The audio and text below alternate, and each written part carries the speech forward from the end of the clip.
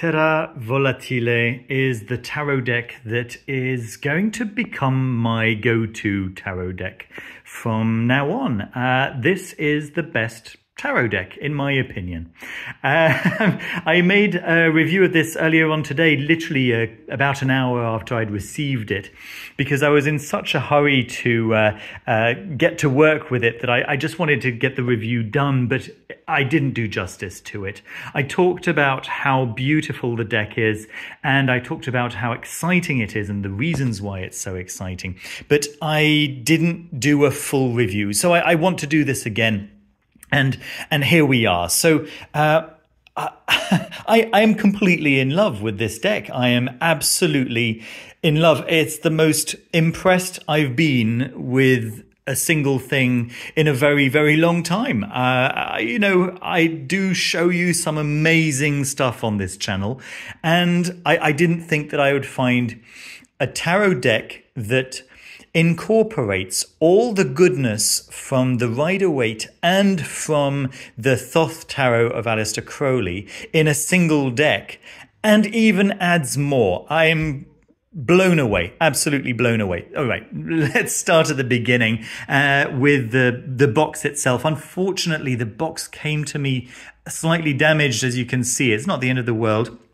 And of course, the fact that I received a damaged box doesn't mean that you will. It's not like it wasn't well packed. It's just that, there was some trouble with the transportation. These cards are created in Portugal, and it's not impossible that they will get damaged in transport, just like absolutely anything else that you order online. It's just unlucky that my copy was damaged. However, I just want to show you how lovely the deck is. You can actually see the two magnets here that close the box with a satisfying click, and there's a very nice black ribbon which makes the deck accessible. So you don't have to tip the whole thing over, you can just pull on the ribbon and it all comes out. It's exactly what you would hope for from a quality deck box. Now, the set, you can buy it on its own. You can also buy this expansion deck. Now, the deck itself has got not just 4, but 5 suits. And I'll show you some of the major arcana in a second, but I just wanted to go all the way to the back here to the 5th suit. And this is a 5th suit of vessels. So this is the Ace of Vessels. And as we go through this, you'll see this is the 2 of Vessels and the 3 of Vessels. This is supposed to represent the element of ether, right? And it's very alchemical in its description of the cards, right? You can see a lot of very classical alchemical symbols here. The 3 colors, the rubedos, albedo, rubedo, and nigredo, and then you've got the eagles and the lions of various colors, and so on and so forth. So you get an idea, right? This suit is very alchemically focused. So that's unusual. Another thing that's unusual is that you get options. You get options in the base deck. For example, you get the Fool as a male or as a female, and the female's got a little dog here yapping at her ankles, and the male has got cats there just about to trip him up as he's stepping out towards the edge of the abyss there. But you can see that a lot of the symbolism is similar. We've got this skull here with a crown, and we've got the same thing over here. We've got a skull with a crown, and the website is so great. All of these cards are described in great detail. There's no little white book with this deck. You just go to the website and it's all described there in great detail. But all of the cards are available in their Rider-Waite version, and in their Thoth Tarot version. So, and also additional versions in some cases. So here's the Magician, right? As you know, the Magician in the Rider-Waite and in the Thoth are quite similar, but in this case, in the Terra Volatile Expansion deck, we get the Alchemist. So we've got what's his first name? Khodorovsky. I can't remember his name for some reason. Anyway, you get the general idea. And the same thing, like you get the High Priestess, and then you get Intuition as well. So you can choose what you want as your second card for the major arcana. And this is the case for so many of the cards. I have had a blast going through all of these cards and picking my favorite to build my favorite custom deck. So, right, so I had an option between the Empress over here, or Fertility. And it seemed to me like this card embodied more the idea of the Empress than the Empress card itself. So, yeah, so this is the one that I've added to my deck. However, what came next was the idea of authority, right? We've got this guy standing in front of these microphones, and we've got Caligula written underneath, right? But on the other hand, we've got the Emperor, and he's carrying this martial symbol, which to me represents the Emperor. So I've got Fertility and the Emperor. But I know that this is the Empress, but this card represents the Empress a little better to me. So that's the one that I've incorporated into my deck. So the whole process is one of creating your own deck to suit your preferences, giving you the options from the Rider-Waite version and from the Thoth Tarot version. There we go. Isn't that amazing? Isn't that absolutely wonderful? So yeah, I'm just showing you some of the artwork here, and I am absolutely flabbergasted by the quality of some of this artwork. You don't get to see that nowadays. I mean, it's so rare to find artwork that is this competent in tarot decks. Oh, the options available for death is so amazing. Let me try and get there. Yeah, I've got Strength versus Fortitude, which is the one that I've kept. Maybe I've. Where's Fortitude? Did I keep? Yeah. Anyway, it's somewhere in there.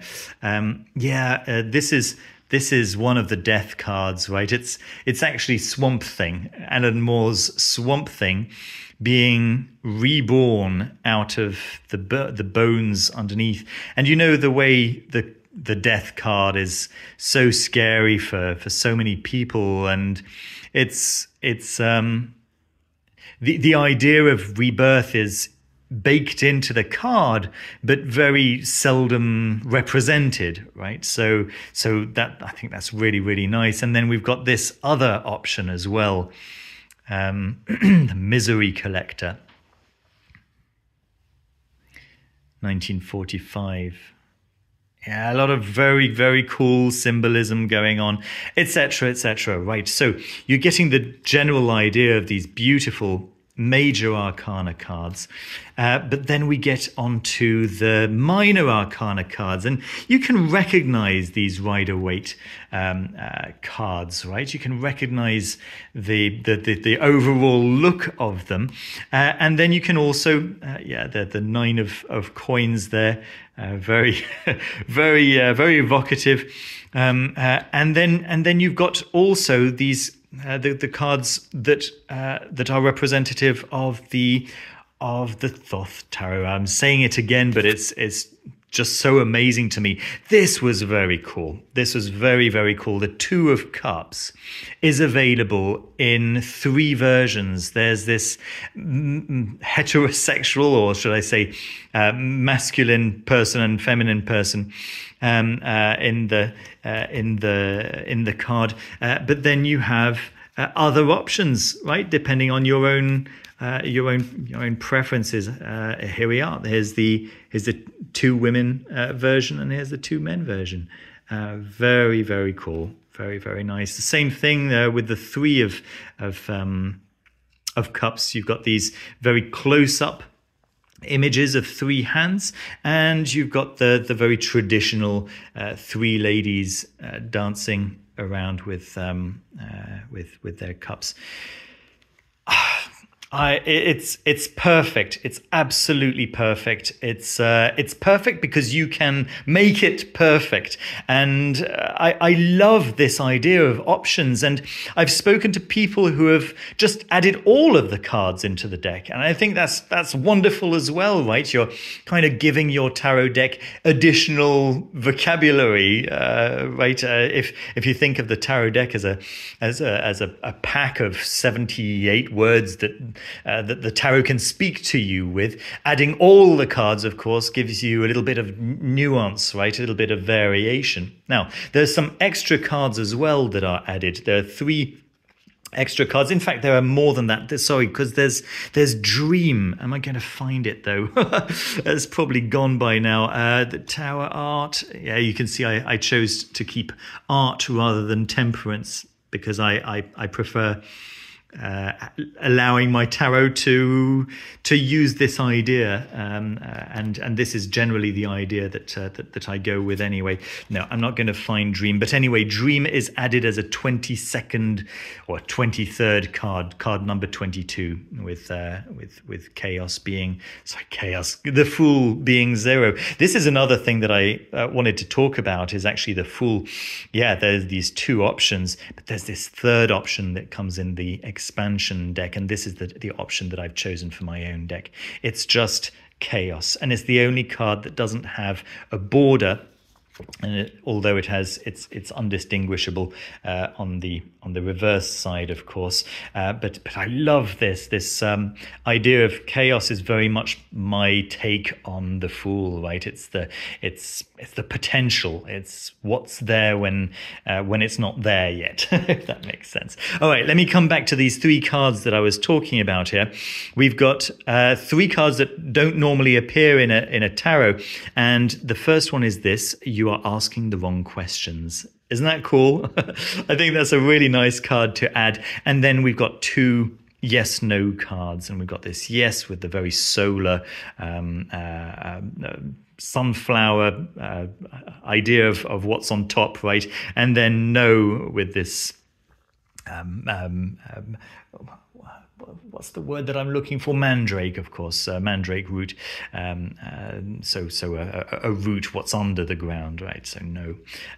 I think these are really, really nice. The deck also came with this card. So this is the Knight of Cups, and it took me a little while to understand what was going on here, because this card is not actually cut in the same way as the other cards. You can see that the corners are much more rounded on this one, and you can see that the edges are much whiter. The second edition is much darker, and that's kind of what I realized. This is actually available in the expansion deck, this version of the Knight of Cups. He's available in the expansion deck. It's just that this gives you an idea of what the first edition actually looked like. And if I just compare it to the second edition, you'll see that the second edition is a little bit darker, which allows some of the detail to pop a little better. Right, you get the general idea of the difference between the two editions. I thought that was quite nice, right? To add this just as a little bonus into the parcel. The backs are slightly different as well. You'll notice that the edge here of the design comes a little closer to the edge than it does on the second edition. Yeah, and the points reach to almost the edge on the top and the bottom, whereas here there's a little bit of space between the two. There we are. Which leads me possibly to my final point here is the texture of the cards, which is this really nice canvas texture. Very, very pleasant to the touch, although I will be sleeving my cards. I don't normally sleeve my collector cards, but I'm going to be using this, and I intend to use the hell out of it. So I will be putting these into plastic sleeves. I've put my Rider-Waite edition in plastic sleeves, and it's served me incredibly well over the past few years, and it's still, of course, in pristine condition because it's been sleeved. People saying that it gets in the way of the energy getting into the car. Well, no, I'm sorry, that has not been my experience. Let's go with that. There we go. That's my review of this beautiful, beautiful deck. I've probably forgotten to tell you some very important fact about it. There's so much to say. Just that I'm incredibly grateful that someone with this amount of artistic skill has been able to make something this beautiful for the esoteric, for the occult community, in the form of this delightful tarot deck. The occult symbolism here is masterful. It's symbolism that I guess wasn't altogether available at the end of the 19th century, early 20th century, when the Rider-Waite and the Thoth were being created. And so this is a culmination. This is where we are today with the kind of artistic skills of yesteryear. Okay, if that makes sense. There we go. Those are my thoughts for today. I hope you enjoyed the review. Don't forget to leave a thumbs up. Subscribe down below if you haven't done so already. Thank you so much for watching the video, and I'll see you very soon with another one. Take care of yourselves. Bye-bye.